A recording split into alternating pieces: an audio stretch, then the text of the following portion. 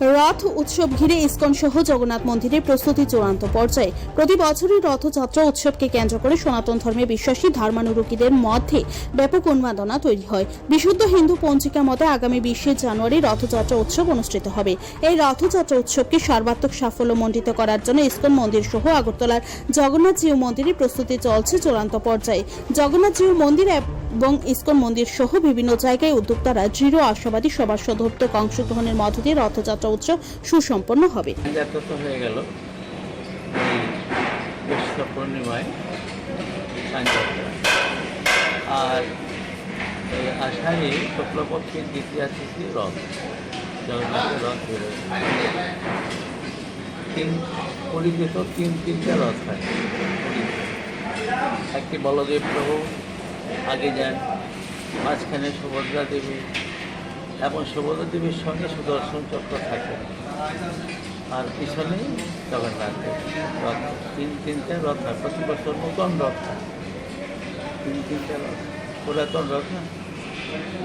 সেই রথ যে যান গুন্ডিচা মন্দিরেতে জগন্নাথ দেব যান, তার কারণ হলো জগন্নাথ দেবের আবির্ভাব স্থান বা জন্মস্থান হলো গুন্ডিচা মন্দির। গুন্ডিচা মন্দিরে জগন্নাথের আবির্ভাব। কেন আবির্ভাব? কারণটা কি? ওই যে তিনটা কাজটা ভেসে আসছিল সমুদ্রে, তো তিনটা কাজটা ভেসে আসছিল সমুদ্র দিয়ে। তখন জগন্নাথজি বলেছিলেন, আদেশ করেছিলেন ইন্দ্রদ্যুম্ন মহারাজকে যে তিনটা কাজটা ভেসে আসবে, সেই তিনটা কাজটা তুমি সম্মানের সঙ্গে ভূষঘটে মানে গরুর গাড়িতে করে সেই তিনটা কাজটা নিয়ে আসবে, তিনটি গাড়িতে করে, এবং শালো কাপড়টা ঢেকে ফুলের মালা দিয়ে সজ্জিত করে সংকীর্তন করে করে নিয়ে আসবে। নিয়ে এসে সেই তিনটা কাষ্ঠর দ্বারা তিনটি বিগ্রহ তৈরি করবে। একটি হলো বলদেব প্রভু, একটা সুভদ্রা দেবী, আর একটা হলো জগন্নাথ দেবীর বিগ্রহ তৈরি করবে।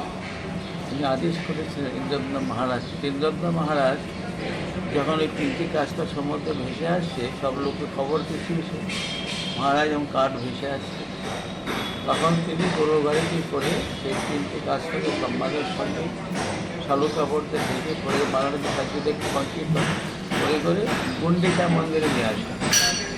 সেই গুন্ডিচা মন্দিরেতে সেখানে ওই বিগ্রহ তৈরি হয়। Bureau report, Tripura news.